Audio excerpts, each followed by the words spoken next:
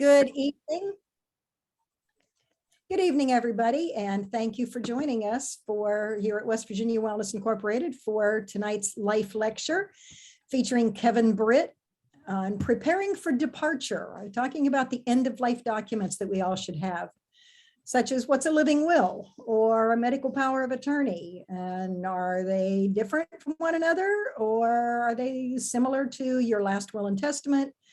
Well, Kevin's going to address these and other documents that you need to have in order to be fully prepared for end-of-life medical decision making. So these forms are going to help to avoid difficult decisions by and for your loved ones during times of extreme stress. Kevin's a retired hospital CEO. He has served 7 different hospitals in 7 different states over 35 years. He is a board member of Valley Hospice of Steubenville, Ohio, and he's also a board member of West Virginia Wellness. We are proud to claim him here. He has a passion for organizational structure and development, end-of-life education, and feeding the hungry. So feed us some knowledge here this evening, Kevin. And let me ask everybody, please mute your, if you've not done it yet, please mute your audio. And we'll, without further ado, teach us, Kevin. Thank you, KJ, very much. Can everyone hear me? If you can't hear me, wave your hand. Okay, good. Well, I'm grateful to have this opportunity this evening to present what I am very passionate about, which is being prepared for the end of life. There's an old saying, I'm sure you've heard, that the only things, 2 things that are really certain in life are death and taxes. Well, I'm not here to talk about taxes tonight. I'm here to talk about death, and more specifically, your death, and even more specifically, the decisions that you need to make as you approach the end of your life. Now, what most people understand but don't act on is that as we age, there is a natural, predictable, physiological deterioration that happens in all of us. And as those things happen, the deterioration triggers events that require decisions to be made regarding health and health status and treatments and the like. And as the experts tell us, only 3 out of 10 Americans are fully prepared for life, the end of life, I should say. And what does that mean to be fully prepared? Well, it means that you have executed 2 distinct documents that stand as legal documents that will indeed define your wishes. Now, these 2 documents are different, as KJ suggested. They're very different. They have 2 very different purposes. The first is called the medical power of attorney, which means that it's a designation of a person or individual who will make decisions for you if you are not able to make them at the end of your life, as many people are. And we'll talk about the circumstances surrounding the medical power of attorney and why it's necessary. The second document you need is called a living will, which defines very specifically the treatments you want or do not want at the end of your life. And after 35 years of managing hospitals, I can tell you firsthand that I've seen a scenario play out over and over again, which is virtually the same exact pattern. And it goes like this. Mom is 85. She's unconscious and she's in the ICU. She has not designated a medical power of attorney and does not have a living will. There are many children involved, and mom's 85 years old and she's got multi-system failures and complications. And some of the kids say, do everything you can for dear old mom. And the other side of the family, the other kids say, mom's lived 85 good years, let her go. And I have literally seen fist fights in the waiting room where we had to call security because of this incredible tension that exists between families when these decisions are not made in advance. The fact of the matter is that it can tear families apart, and it's all very avoidable. And so tonight we're going to talk about how to make sure that all of you avoid any conflict or concerns relative to what decisions you want at the end of your life. I say that it's a right to be able to make these decisions. I also say that it's a responsibility, because as we get into some of the real tough decisions, there's really 3 areas where we need to focus that are really tough decisions that can tear families apart, you should be able to make those decisions and not pass that burden onto your children or your loved ones. So, as I said, I've been passionate about this, and for over a year, I researched what are the very best options to try to simplify this process. And I have come up with what I believe is the very, very best. And I'm going to show you right now. It's a document called 5 Wishes. And we are going to go through this document in advance, or page by page, and through these different wishes that will define and answer the questions that need to be answered. Now, this is the problem with not being in person and having in-person learning, is that I don't have this to distribute to you now. But when we get into the slides, you'll see my email at the bottom of the opening slide. It's kpbritt@aol.com. My name is Kevin Patrick Britt. Pretty good for St. Patrick's Day, huh?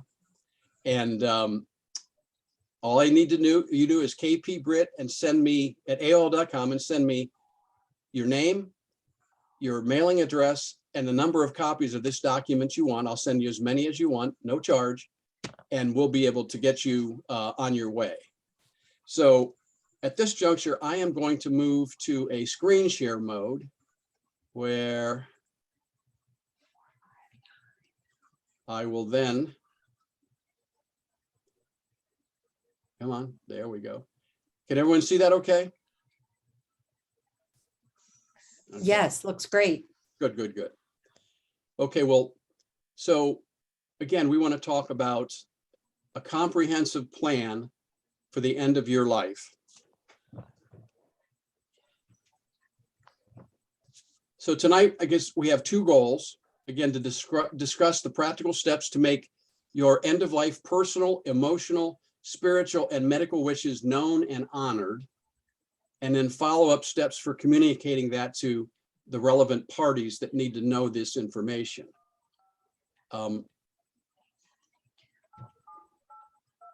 So the agenda for this evening is simple. I have a disclaimer that I'm going to make right now, and that is that I am not a medical doctor, I am not an attorney, and I'm not a member of the ordained clergy. So I will not be dispensing medical advice, legal advice, or hearing any confessions. Okay, we're going to go through this document and understand what it means. We're going to review individually the 5 wishes that are specified that get at the different areas of discussion and decision-making. And then we're going to talk about the next steps for completing the document, and then we'll finish with questions, comments, and any discussion you may have. So first, let's start with sort of a global discussion of end of life. And research indicates that overwhelmingly people want 4 things at the end of their life. They want to die at home. They want to be free from pain. They want to be accompanied by loved ones. There's an enormous fear of dying alone. And then the research confirms this over and over again. And then finally, to retain control of the care they receive at the end of their life.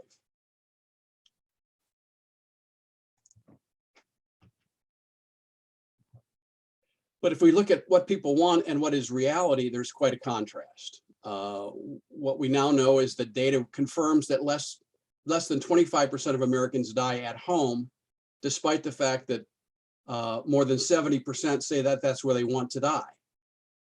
And they also, we have confirmed that dying is often unnecessarily painful and isolating. And if you've ever been to a hospital and you've had a loved one in the ICU, you know that they have limited visitation. And I know many a time patients have passed while family members have been out in the waiting room waiting for visiting hours to open. So dying can be an isolating situation, but does not have to be. And I'll go ahead and just give a plug, probably not the first for tonight, but as KJ indicated, I'm on the board. In fact, I'm the sitting chairman of Valley Hospice here in the Ohio Valley. And last month, the Life Lecture Series was from representatives from Valley Hospice who talked about hospice care and palliative care, which is for the end of life. only about 40% of Americans understand what hospice is. And hospice effectively is care rendered at the end of life once a determination of terminal status has been rendered. And it's almost always, well, not almost, but much of the time, it then takes the caregiving into the patient's home. So I'm convinced that one of the things I am in need of doing is educating more people about hospice, because I'm convinced it'll get more people closer to their goal of dying in their home. And hospice will bring in hospital beds and bedside commodes and all the things necessary to accommodate the patient while they're progressing the last days of their life. But more critically, they're providing enormous amounts of support for the family who are going through the very tough time of watching a loved one die.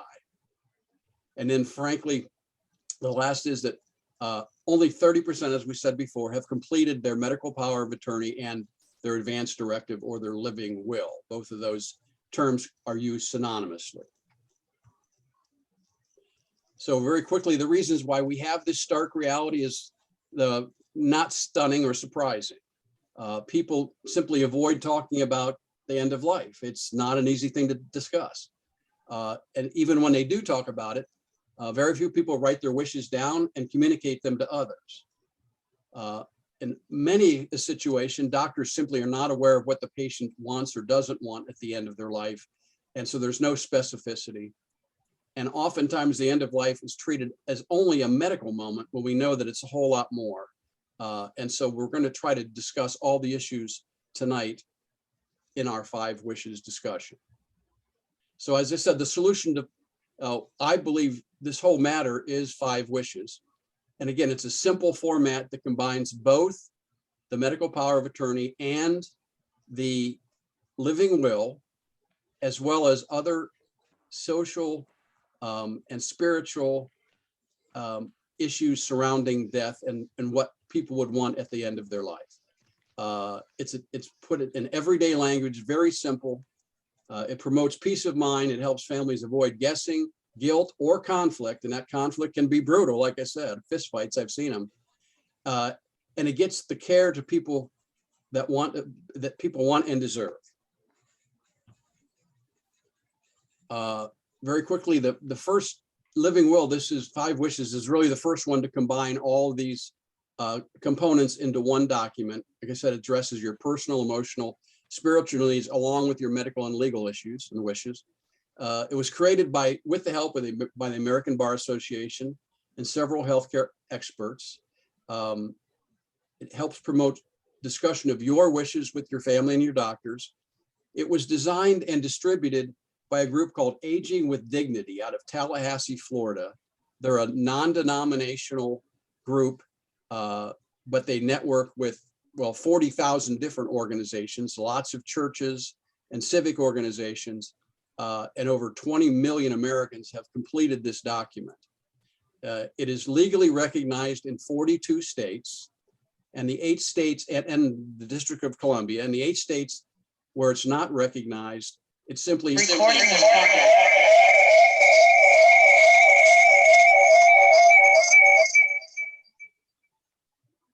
Is that better?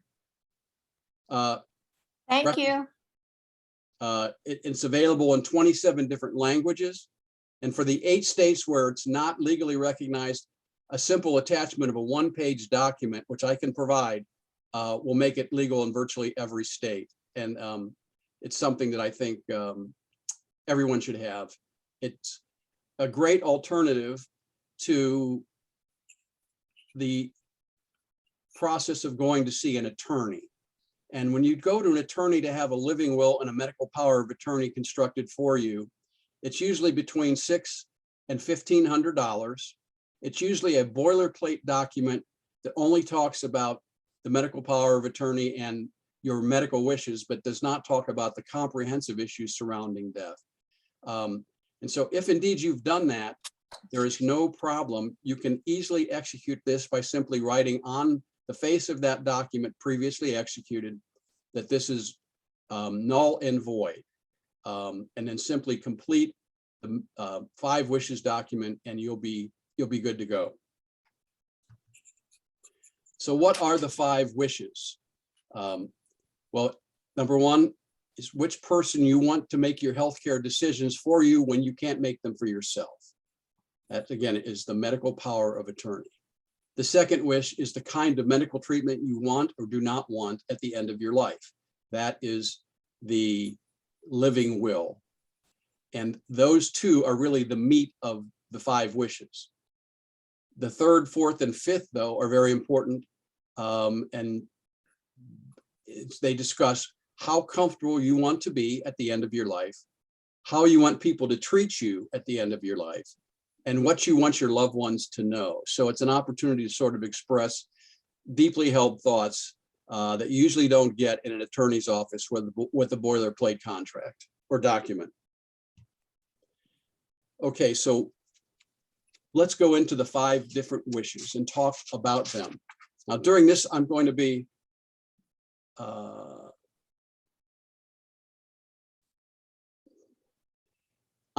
reading some of the document that you do not have, but you will have as soon as I mail it to you.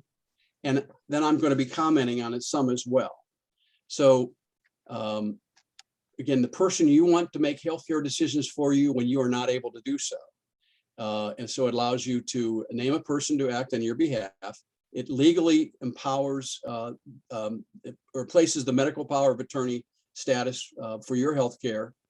And it's often known as a healthcare agent or proxy or healthcare surrogate. All of those, medical power of attorney, agent, proxy, or surrogate, are all interchangeably used, but some states call them different things, but they're all the same.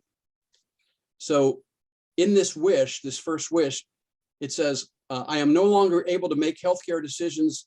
And this form names the person that I choose to make those choices for me. This person is to be my healthcare agent. And when these 2 things happen, my healthcare agent will come into play. And the first is that my attending doctor or treating doctor finds that I am no longer able to make healthcare choices on my own, and that is then corroborated by a second healthcare professional, either another doctor or another nurse. There has to be a corroboration to the determination that you're no longer able to make decisions for yourself. In hospital jargon, this is called a determination of incapacity. And it in almost all instances relates to one of 2 situations. First, that you're unconscious because of an illness or an accident, or secondly, you have been determined to have some form of cognitive impairment like dementia or Alzheimer's disease. And when either of those 2 things happen, it is determined that you are no longer able to make decisions for yourself. So it's critical that you have someone who can act on your behalf. So the key words in this discussion and decision and determination are trust and familiarity. So it has to be someone who you know, trust, and are familiar with, and they're familiar with you. There's several things that have to be considered when choosing a healthcare surrogate. In West Virginia, for example, they have to be a minimum of 18 years old. There has to be a complete avoidance of any conflict of interest so that your healthcare provider cannot be your surrogate, or anyone who is employed or owns a healthcare facility in which you are a member or receive care from.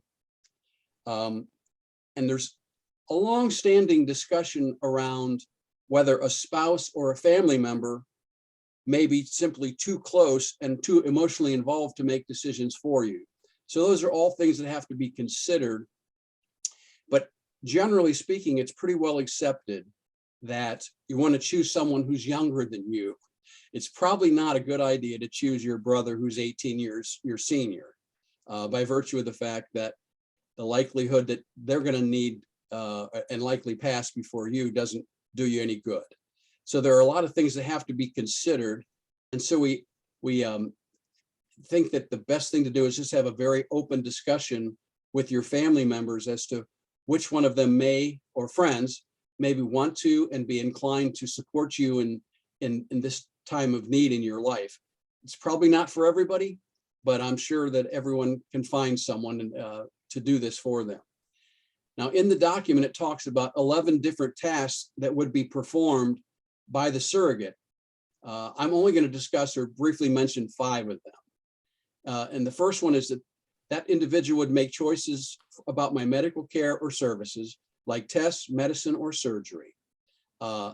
This care or service can be used to find out my healthcare problem or to treat it. It can also include measures to help keep me alive. If the treatment or care is already started, my healthcare agent can keep it going or has the power to stop it based on their discretion. So you're giving someone, again, the power to act on your behalf to make very critical decisions. The second is to consent to admission to an assisted living facility, hospital, hospice, or nursing home for my care. My healthcare agent can also hire a healthcare worker that I may need, and they also fire any healthcare worker that may be hired if needed. Thirdly, it said you can make the decisions to request, take away, or not give medical treatment, including artificially provided food and water and other treatments to keep me alive. Another area where they could make decisions: approve the release of my medical records and personal files, and sign my name in my absence to be able to do so for myself.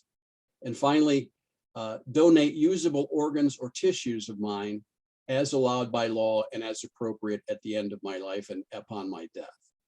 So again, there are 11 different tasks that they have identified. Anyone that you do not like, you simply cross out an initial. So it's a very easy document to complete. It's you're crossing things out of this 11. You may not want to give the power to somebody to perform one of these 11 areas. It's up to you, and you're certainly able to make that decision. And it's also an opportunity. There's a area where you can list other specific wants or needs that you want your personal healthcare surrogate to make for you.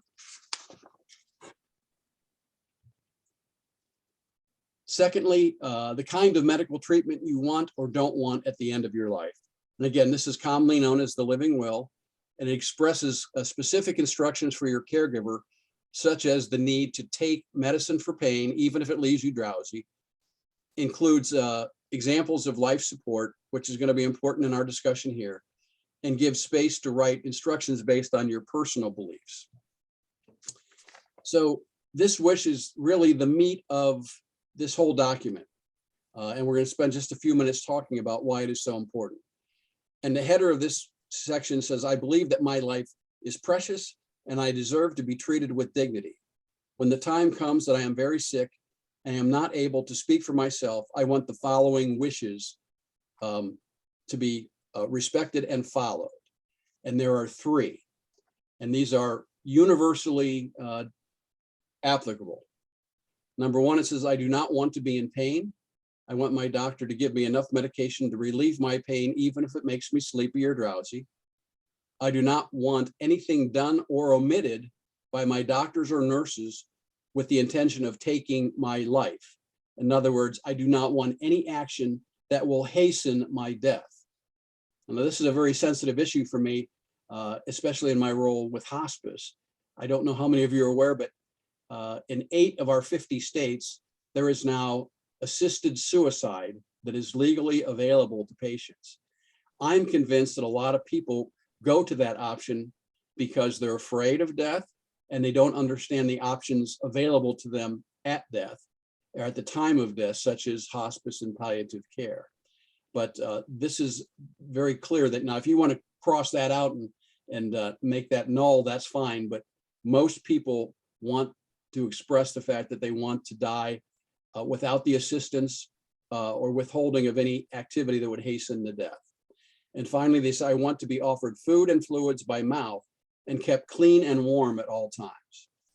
So those are the 3 sort of universal wishes about treatment that you want at the end of your life. Now, to get really into the 3 most important scenarios that we're going to discuss in a moment, there has to be an understanding of what is called life support treatment. Some people also call it extraordinary measures, but we're going to call it life support treatment for our discussion tonight. And life support treatment means any medical procedure, device, or medication to keep me alive.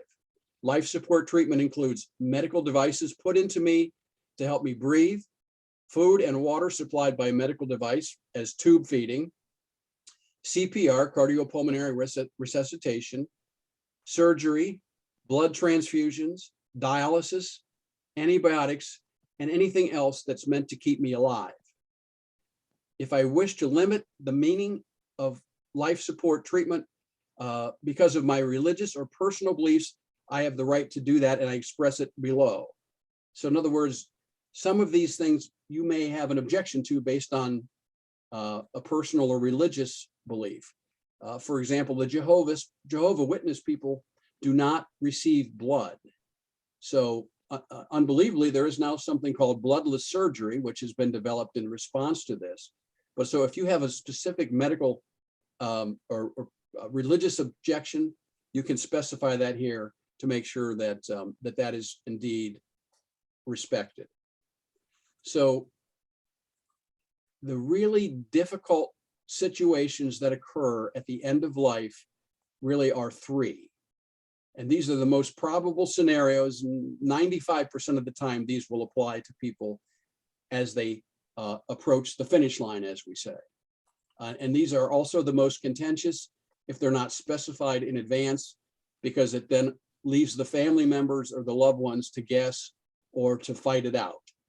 And in the absence of these being specified, I've seen it most of the time, believe it or not, the oldest sibling assumes by default that they have the right to make this decision, which is preposterous. But so to avoid, again, any conflict or any tension or any hard feelings within a family, these three areas need to be addressed.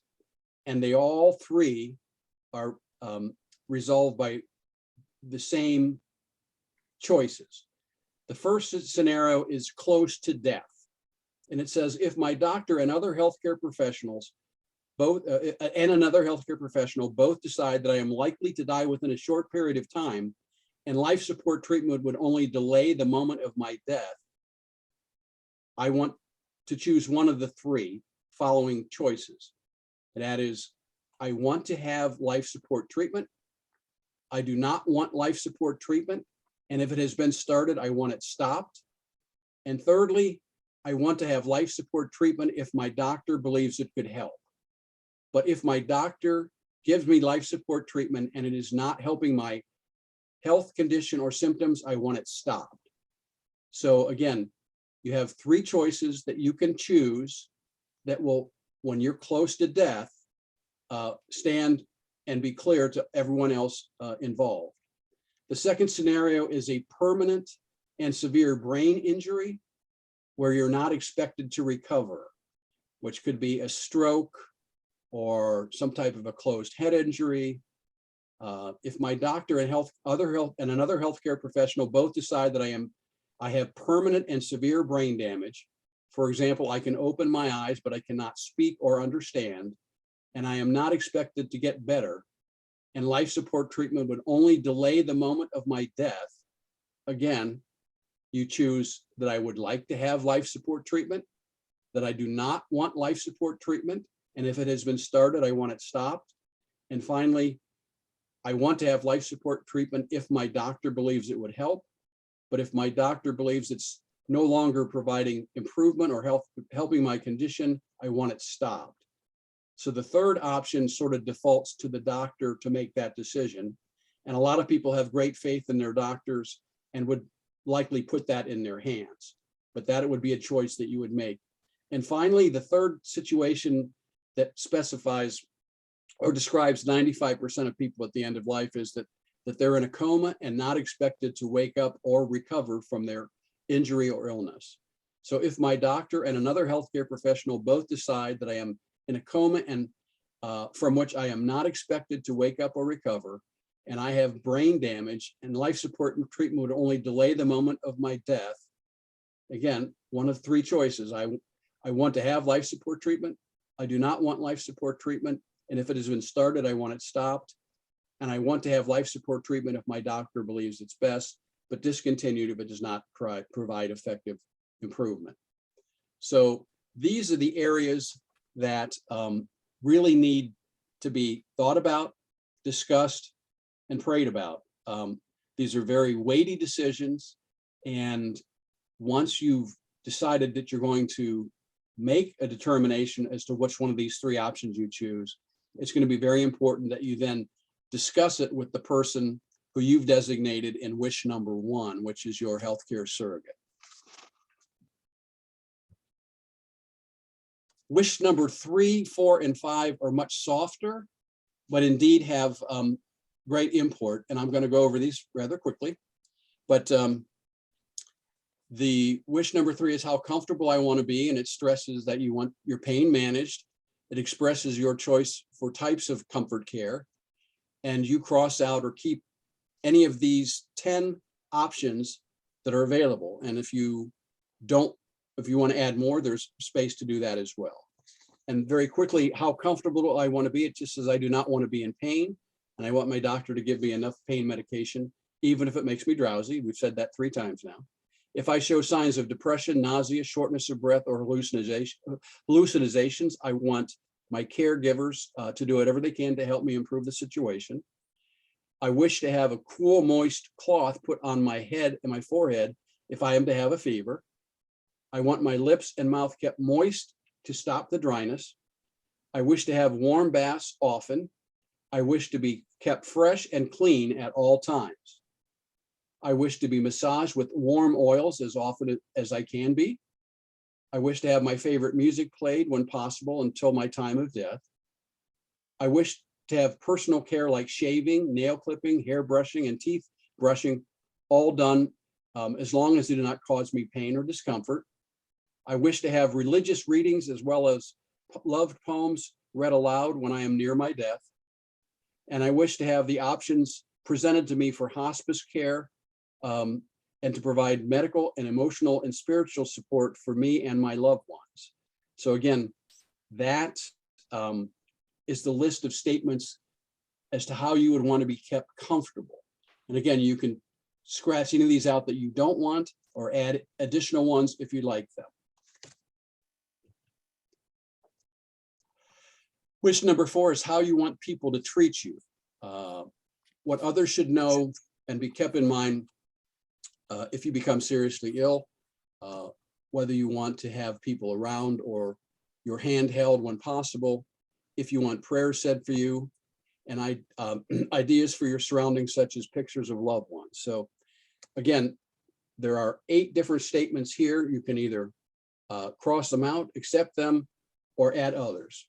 And they are quickly, I wish to have people with me when possible. I want someone to be there when it seems that death is most likely. In other words, there's that fear of dying alone again. I wish to have my hand held and to be talked to as much as possible, even if I don't seem to respond to the voice or touch of others. I wish to have others by my side praying for me when possible. I wish to have the members of my faith community told that I am sick and ask them to pray for me and visit me if appropriate. I wish to be cared for with kindness and cheerfulness, not with sadness. I wish to have pictures of my loved ones in my room near my bed. If I am not able to control my bowels or bladder functions, I wish for my clothes and bed linen to be kept clean and for them to be changed as soon as possible after they are soiled. And finally, I want to die in my home if at all possible. Well, again, that's why we need to improve on people's understanding of hospice. But those are the 8 statements that this document gives you as an option for what you wish people, how you wish people to treat you at the end of your life. And finally, the 5th wish is what I want my loved ones to know. Now, this is somewhat squishy and some people may not like this, and you can cross out the 12 statements. You can add statements if you like, but they simply are as follows. I wish to have my family and friends know that I love them. I wish to be forgiven for the times I have hurt my family, friends, and others. I wish to have my family, friends, and others know that I forgive them for when they may have hurt me during my life. I wish for my family and friends to know that I do not fear death itself. I think it is not the end, but the beginning for me, a new beginning. I wish for all my family members to make peace with each other before my death if they possibly can. I wish for my family and friends to think about what I was like before I became seriously ill. I want them to remember me in this way after my death. I wish my family members and friends and caregivers to respect my wishes, even if they don't agree with them. I wish for my family and friends to look at my dying as a time of personal growth for everyone, including me. This will help me live a meaningful life in my final days. I wish for my family and friends to get counseling if they have trouble with my death. I want memories of my life to give them joy and not sorrow. After my death, I would like my body to be either cremated or buried. You circle one of those. My body or my remains will be put in the following location, which you would designate. And the following person has been entrusted with my funeral wishes. So if indeed there's anything else that you would like to add, there's places to write them in and to expound on this list. Or if you don't want any of these, you cross them out and initial them. So if there's to be a memorial service, for example, and you want to be buried in your Franco Harris jersey or wear that sash from the 1973 homecoming court, this is the place where you would add that. But the fact of the matter is, it's a very personal approach. Again, not something that you would typically get in an attorney's office. So in the process of completing this, which again, in most instances takes 30 to 45 minutes to complete it, assuming that you have had some concurrent discussions with your medical power of attorney and your family members to make sure that they all understand your wishes. Then you would print your name and there's a statement that you would read.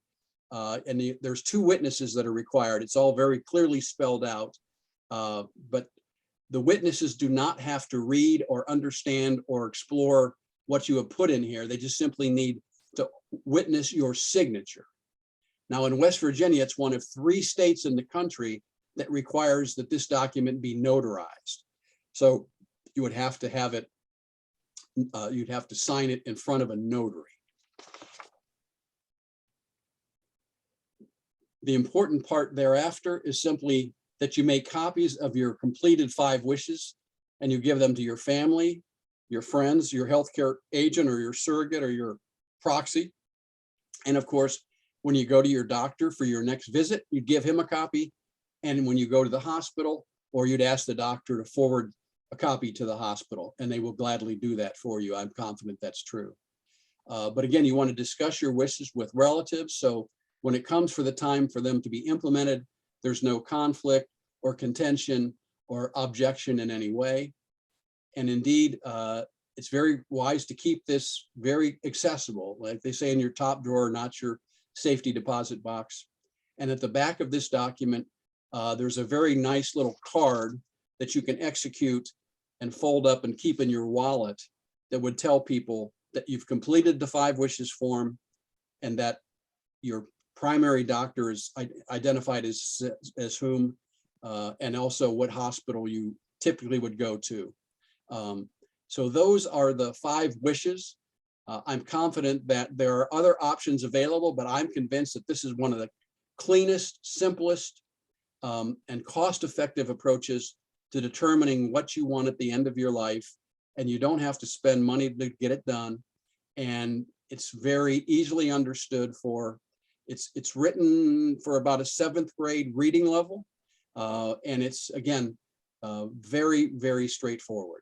So with that, I want to thank you. I appreciate the opportunity to present this evening. I'd love to hear comments, questions, criticisms.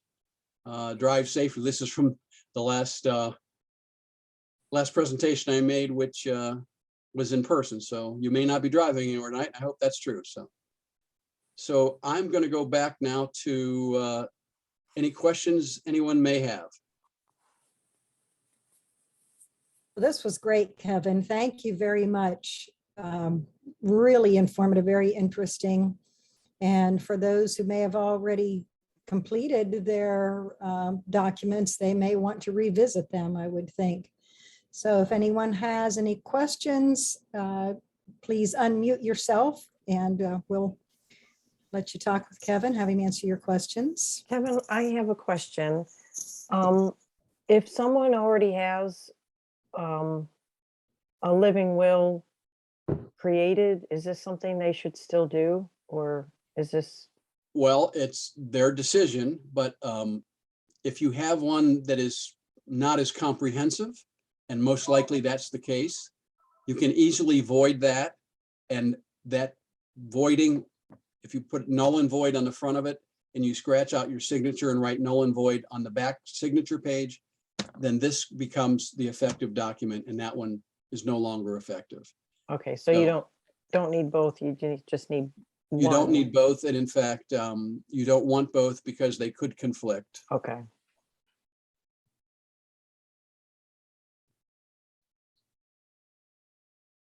And again, that's kpbritt@aol.com. Simply text or email me your name, mailing address, and the number of documents that you'd like, and I'll send you as many as you need. And I'm just delighted. So again, with this 40-minute discussion tonight, I'm hopeful that all of you who are participating will be able to move from the 30%, from the 70% to the 30%, excuse me. So give yourselves a pat on the back because you're now prepared to finalize the document that'll make you fully prepared for the end of your life. I know you said these things are, you can modify them to suit your own needs, but in the one area where it says you want your body to be either cremated or buried, I've told my kids I want mine donated. Is there a place where I could put that in? Yes, there is. You can Okay. also identify that you want to be an organ donor. Or you can donate your body to science, and that is also an opportunity to specify right here, yes. Okay. Okay, great. Have any other questions, comments? Come on, folks. Well, you can also email me any questions you may have if they come to you at some later point, or if you're filling it out and you feel the need to discuss, I'd be glad to call and talk to anyone. But I'm just convinced that we all need to do this for ourselves and for our loved ones. Kevin, Okay. Go I was- ahead. oh, I'm sorry. I was Yep, just, go right ahead. I was curious, Kevin, is this 5 wishes document something you came up with, or is it something that you helped develop? No, I wish I could take credit for either one of those, Beth, but it was developed by this group called Aging with Dignity in Tallahassee, Florida, and about 12 or 13 years ago. And like I said, it's now available in 27 different languages. Over 20 million people have completed it. And it's just a wonderful option that simplifies those tough decisions. Yeah, well, thank you very much for that, because I'm sure we'll be getting copies and sharing those with family. Yes, and that's, I said, I'll send you as many as you want. I think I've got about 100 of them here, and I can easily get more. So, Okay, thank you very much. my very pleasure. And we have put Kevin's email address in the chat, so you can see it there, kpbritt, BRITT @AOL.com. And be sure to email Kevin and ask him for your copy of these forms. And any other comments, questions? All righty. Well, thank you again, Kevin. Most informative. Really appreciate it very much. Want to remind everybody to be sure and tune in with us next month when our topic actually will be our presenter will be Patricia Rogers. Some of you may recall Patricia has done a previous life lecture for us about her work with using craniosacral therapy with the opioid addicted population in Charleston, West Virginia area. This time, Patricia's going to talk about how to decrypt the body's path to freedom to from mental and physical pain. So that will be on Thursday, April the 21st, 6:30 Daylight Savings Time, 3:30 Pacific Time. So be sure and join in.